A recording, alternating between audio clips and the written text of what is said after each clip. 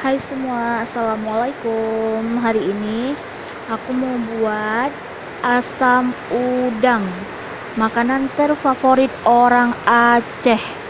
Nah, bahan-bahannya ada udangnya direbus dulu ya, belimbing dulu, garam sedikit, ada serai, daun jeruk, bawang merah, dan juga cabai rawit.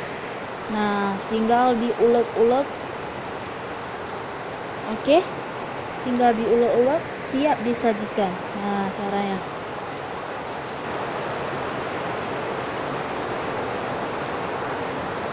Yang pertama diulek-ulek, ini dulu apa? Serai, bawang merah, biar mudah. Nah, kalau udah kayak gini, ini udah siap ya.